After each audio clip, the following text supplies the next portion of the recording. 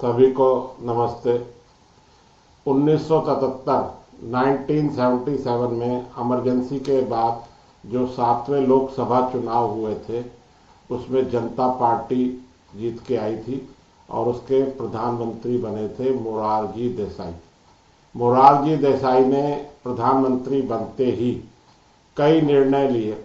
उसमें एक निर्णय यह भी था कि जितने भी पद्म श्री, पद्म विभूषण, भारत रत्न और ऐसे जो अवार्ड दिए गए हैं, पद्मा अवार्ड 4 होते हैं, ये एक से 4, उसमें उनको अब कोई भी अपने नाम के साथ या सार्वजनिक जीवन में उपयोग नहीं करेगा और उनके साथ मिलने वाली जो सुविधाएं हैं वो बंद कर दी थी और भविष्य में ये पद्मा अवार्ड नहीं दिए जाएंगे, ऐसा उन्होंने फैसला किया था।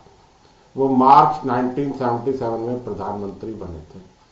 उसके बाद 1980 में जब दोबारा इंदिरा गांधी प्रधानमंत्री बनी तो उन्होंने इस निर्णय को रद्द कर दिया और दोबारा पद्म अवार्ड देने शुरू कर दिए, जो आज तक नरेंद्र मोदी की सरकार भी देती आ रही है।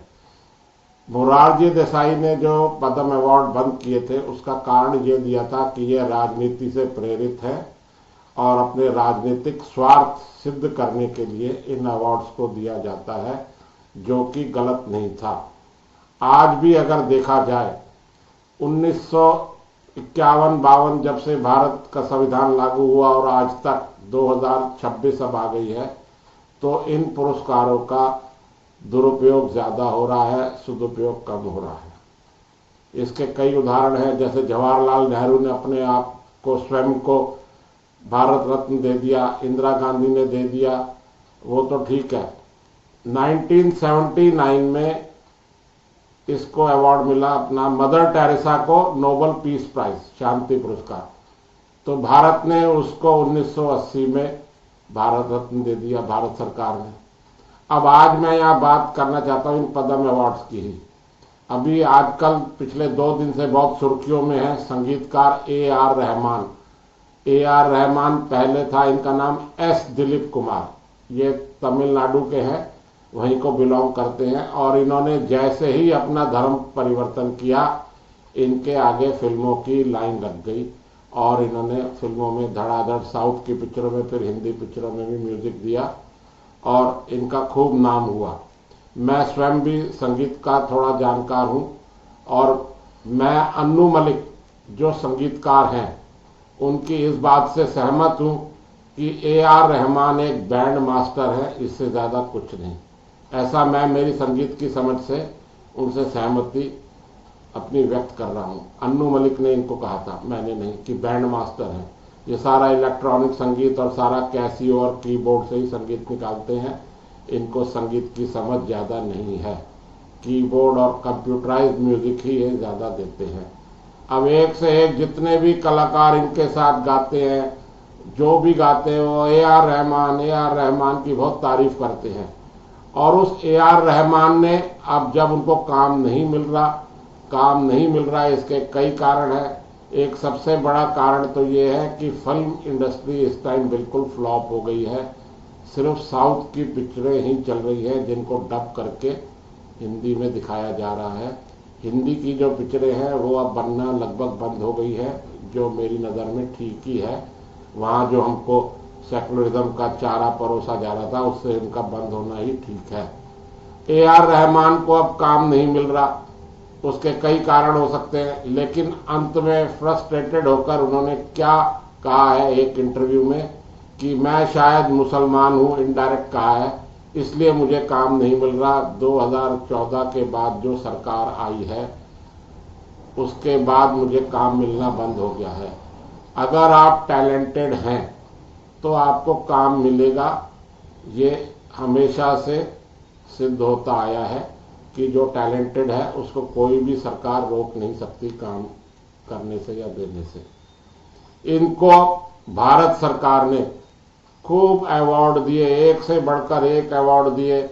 इनको पद्मश्री भी दिया, इनको बाद में पद्म भूषण दिया, लेकिन इनका पेट नहीं भरा और एंड में इन्होंने क्या किया, भारत को ही ब्लेम कर दिया और अपना विक्टिम कार्ड खेला। ऐसे ही आमिर खान है, इनको भारत सरकार ने पद्मश्री भी दिया, पद्म भूषण भी दिया। और इन्होंने क्या कहा कि मेरी बीवी ऐसा कहती है, कहते ये खुद नाम अपनी पत्नी का लगा दिया कि भारत अब रहने लायक नहीं है। ऐसे ही नसीरुद्दीन शाह है, नसीरुद्दीन शाह को इतनी इज्जत दी गई, उनको पद्म अवार्ड भी दिया गया। उन्होंने भी कहा कि मुझे भारत में डर लगता है।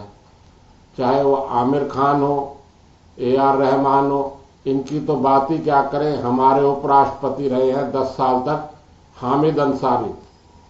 जिस दिन वो उपराष्ट्रपति पद से हटे, उनकी इच्छा थी कि मैं इस देश का राष्ट्रपति भी बनूं, उनको राष्ट्रपति नहीं बनाया। तो उन्होंने कहा कि भारत में अब रहते हुए डर लगता है, मुसलमानों के साथ यहाँ दोयम दर्जे का व्यवहार किया जाता है। यह हमारे उपराष्ट्रपति बोल रहे हैं, पूर्व उपराष्ट्रपति, और कोई नहीं। अगर उपराष्ट्रपति ही डर रहा है, आज तक किसी ने देखा है कि कभी किसी हामिद अंसारी पर कोई हमला हुआ या उनको कोई थ्रेट मिला? कोई नहीं मिला, क्योंकि जो इनको मारने की धमकी देंगे वो कौन देंगे? वो इनके समुदाय के ही लोग हैं, वो ही देंगे। मैं आज या बाद जितनों को भी भारत सरकार नवाजती है पद्म अवार्ड से, वो सब भारत के खिलाफ ही हो जाते हैं, चाहे वो शाहरुख खान हो, आमिर खान हो। और मुझे तो यह पद्म अवार्ड पे ही हंसी तो क्या, घृणा और घिन आने लगती है जब पता लगता है कि ये सैफ अली खान को भी हमारी मनमोहन सिंह सरकार के टाइम पद्मश्री अवार्ड दे दिया गया। आप आज तक बता दें सैफ अली खान का कहाँ अच्छा काम है? एक अच्छा काम उन्होंने सिर्फ यही किया है कि उन्होंने लव जिहाद किया है और 2-2, 3-3 बीवियां रखी हैं। इसके अलावा उन्होंने कोई भी अच्छा काम नहीं किया है। अन्नू मलिक ने ठीक ही कहा था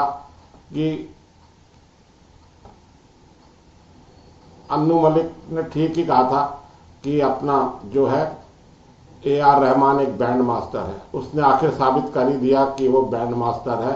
काम नहीं मिला तो उल्टा सीधा बोलने लग गए हैं। ऐसी लिस्ट लंबी है। अच्छा, AR रहमान को पद्म अवार्ड दिए गए, पद्मश्री, पद्म भूषण। क्या आप सोच सकते हैं कि भारत में सबसे ज्यादा संगीत देने वाले फिल्मों में वो हैं लक्ष्मीकांत प्यारेलाल। अब उसमें लक्ष्मीकांत हमारे बीच नहीं है। प्यारेलाल जी को अभी 2024 में पद्म भूषण अवार्ड दिया गया और AR रहमान को उनसे पहले ही दे दिया गया। मैं पूरे भारतवर्ष में, बाहर की बात तो नहीं करता, अगर एक भी ऐसा कोई संगीत का जानकार या आम आदमी बता दे जो लक्ष्मीकांत प्यारेलाल के संगीत को खराब बता दे, उनको अवार्ड से भारत सरकार ने देना नहीं समझा, ठीक नहीं समझा, क्योंकि उनका नाम था लक्ष्मीकांत और प्यारेलाल। हमारी तो सरकारें सब सेकुलर रही हैं। RD बर्मन, जिनके आज तक संगीतकार, एक से एक गीतकार, संगीतकार उनके गुण गाते हैं और उनकी जो रियल, उनका जो एक अलग सा म्यूजिक था उसकी तारीफ करते हैं, उनको हमारी भारत सरकार ने कोई अवार्ड नहीं दिया। आप जरा सोच कर देखें कि RD बर्मन को कोई अवार्ड नहीं दिया गया, पद्म अवार्ड। उनके पिता SD बर्मन को जरूर दिया गया, SD बर्मन को पद्मश्री दिया गया। क्या AR रहमान SD बर्मन से भी ज्यादा बड़े संगीतकार हैं? बिल्कुल नहीं। ना वो वेस्टर्न संगीत में उनसे ज्यादा जानकार है, ना लोक में, ना फोक में, ना क्लासिकल में। AR रहमान को इतना चढ़ाया गया कि आज वो भारत के ही खिलाफ हो गए। इतनी ज्यादा वफादारी भारत सरकार ने उनसे दिखाई। चाहे वो दिलीप कुमार हो, दिलीप कुमार को दुनिया भर के पद्मश्री अवार्ड, पद्म भूषण, विभूषण सब दिए गए, लेकिन जाते जाते जो भारत सरकार ने जमीन उनको फ्री ऑफ कॉस्ट दी थी रहने के लिए, दिलीप कुमार की जब मृत्यु हुई तो वो अपनी जमीन वक्फ बोर्ड को दान कर गए। भारत सरकार की फ्री में दी हुई जमीन को उन्होंने वक्फ बोर्ड को दान कर दिया। ऐसा तो ये हमारे वफादार लोग करते हैं। फिर ये कहते हैं कि सभी का खून शामिल है इस मिट्टी में, किसी के बाप का हिंदुस्तान थोड़ी है। ये उनके आप कारनामे देखें, इनके कारनामों की लिस्ट बहुत लंबी है। मैं मोरारजी देसाई जो हमारे प्रधानमंत्री बने थे 1977 में, उनकी बात से सहमति जताते हुए यह कहना चाहूँगा कि अब समय आ गया है कि इन पद्म अवार्डों को दोबारा बंद कर दिया जाए। इनको अवार्ड देने के साथ साथ इनके ऊपर हर साल कुछ खर्च भी करना पड़ता है, इनको पैसा भी देना पड़ता है, इनको कई सुविधाएं दी जाती हैं जिनसे कि भारत सरकार, रेलवे, एयर इंडिया या एयरलाइंस है, इनको बहुत नुकसान होता है। इसकी डिटेल पर कभी अलग से बात करेंगे।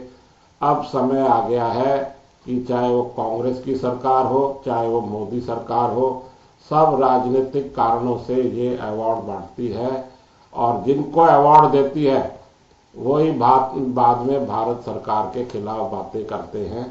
ऐसा वक्त वक्त पर साबित हुआ है। आप इस पे सोचें कि पद्म अवार्ड की क्या ज़रूरत है। वैसे ही दुनिया भर के इतने अवार्ड सब कंपनीज देती रहती है, फिल्म इंडस्ट्री देती है, सब देती है, लेकिन पद्म अवार्ड से किसी का मन तो भरता नहीं है। सबसे अच्छा अवार्ड तो नोबल को ही मानते हैं, नोबल पीस प्राइज मिले या हमें ऑस्कर मिले।